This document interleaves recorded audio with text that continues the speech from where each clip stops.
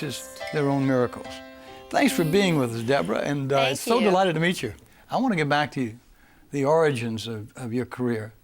Started at 5 years old. Somebody saw some real talent in you. Who was it, Deborah?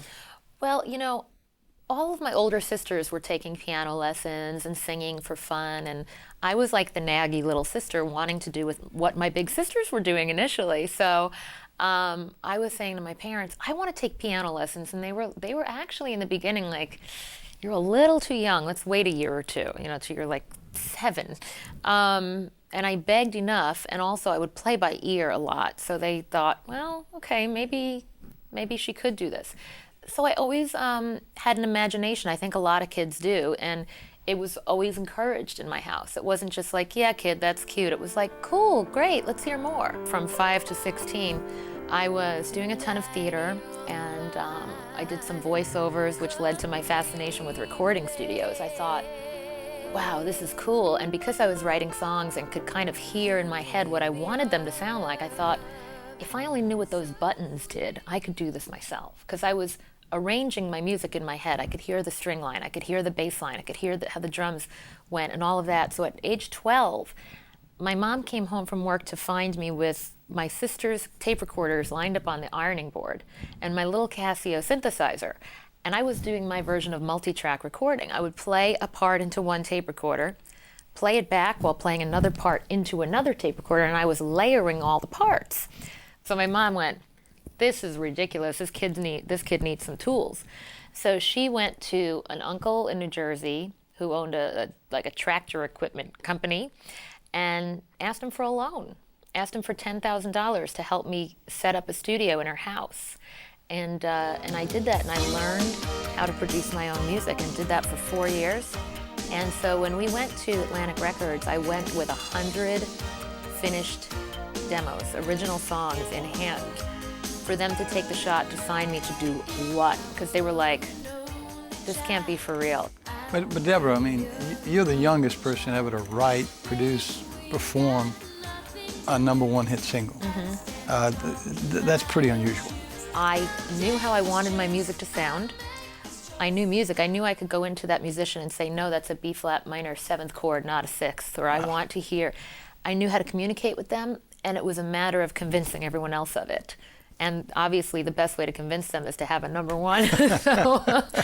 So all of a sudden now you're the Hannah Montana of the 1980s, right? That's what I like to say. You're a kid, for heaven's sakes. Yeah, I know. I look at her and I see a lot of me. Yeah. Yeah. So how'd you handle this? You know, it's funny. It's funny to use the word handle because that's what professional kids do. We handle it, right? So we all kind of pretend like, oh, life's just normal, though. This is just what I do. It's no big deal that I just sold 20,000 tickets in my hometown. I mean, that's a huge deal, you know? But you somehow think that that's your normal, so it's normal. And it was my normal. Like, I never had the desire to go to college. I never had the desire to live that life. To me, that was my path. That still doesn't mean that you're wired to know how to handle, you know, all of that attention that's coming your way, whether it be good or bad or just, you know, industry professionals treating you like you're a grown-up, and you're not. Well then, Deborah, it's not surprising in the middle of all that you might experience an anxiety attack or two. When did you first experience one? The first anxiety attack that I had was graduation day. I was at my aunt's house. First of all, that was weird for me because I would have loved for my graduation party to be at my house. But my house was 3 houses away from the football field where the ceremony was being held. So we couldn't let all these people see where I lived. So already I had to get whisked out of graduation. I couldn't really say goodbye to my friends. And I was having the party somewhere else. And then People magazine was coming to take pictures at my graduation party. And they were supposed to stay a few minutes and leave. Well, they stayed and stayed and stayed and ate the cake and watched me open the presents. And I remember being very self-conscious. Well, you don't want to alienate People magazine in the first year of your career, but you also don't want them hanging around because you can't totally be yourself.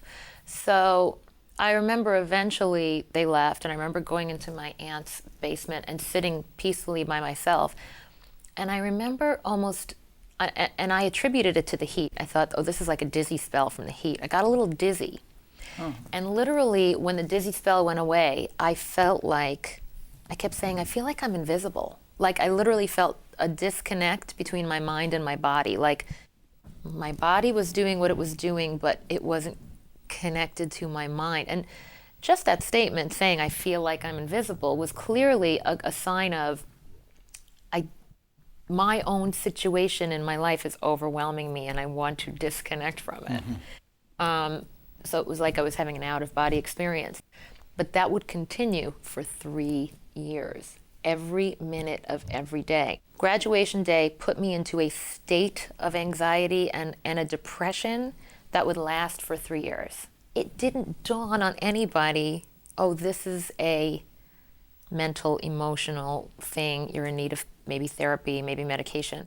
Eventually I started therapy, but by that point I had had so many anxiety attacks that I was starting to panic over having panic attacks, which is the worst. You get into a spiral. Yeah.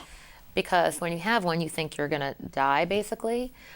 And by that point, it's like the chemicals are so thrown off in your body, you can't even begin to address your problem.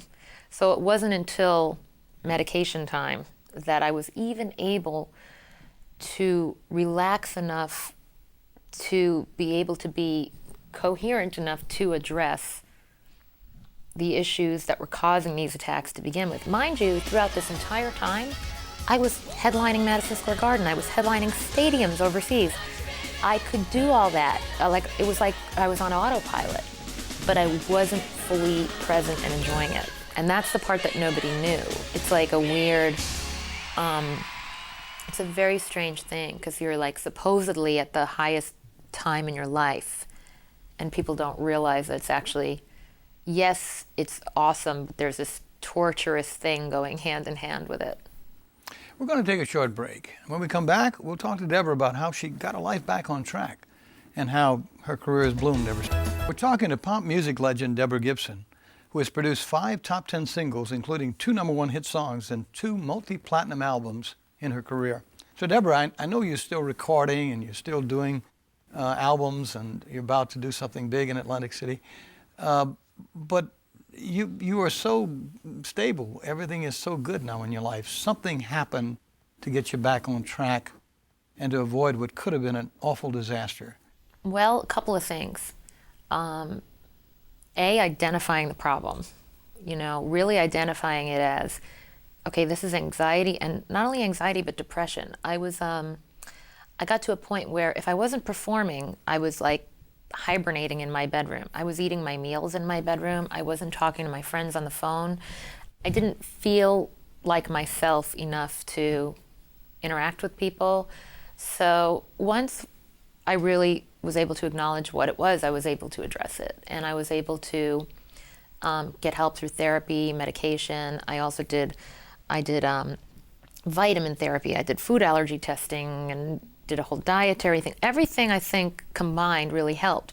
So the therapy and the medication gave you a chance to get back to real normalcy and begin to manage what was an unmanageable situation before it, right? Yes, and it's still ongoing. I mean, as recently as a week ago, I had a panic attack from being overwhelmed. I'm actually launching a summer camp for performing arts to not only teach kids about the craft of singing and acting and all of that, but to share a lot of this, what I'm talking about, how to keep balance in your life and stay sane and happy and healthy, and how important that is. And but launching a new business virtually from scratch on my own, I've been getting very overwhelmed. So I've had to learn again. I go to therapy regularly. It's part of my life.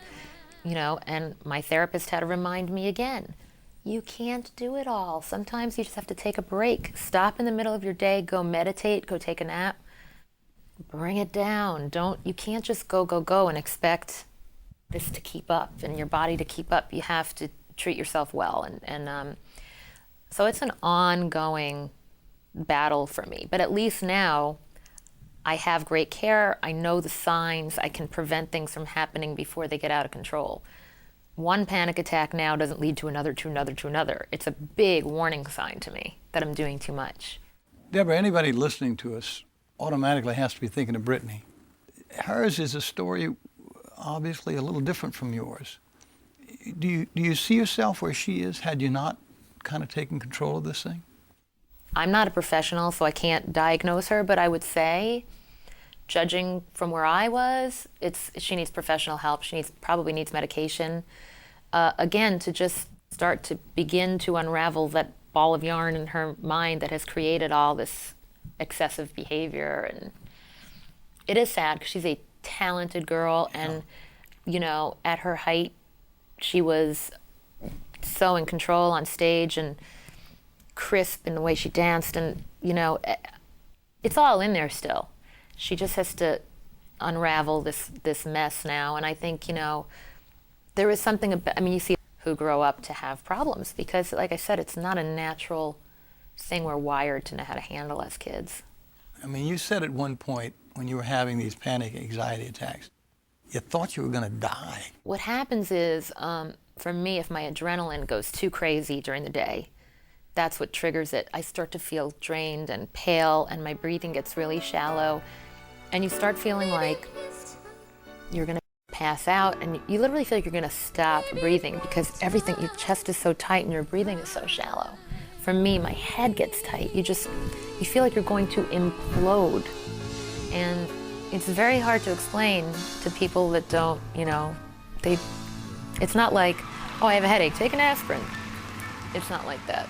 Well, Deborah, your story gives us a unique perspective on your strength and your ability to battle back from this terrible disease and encourages so many who are listening today. We want to thank you for that. It's truly an inspirational story. Thank you.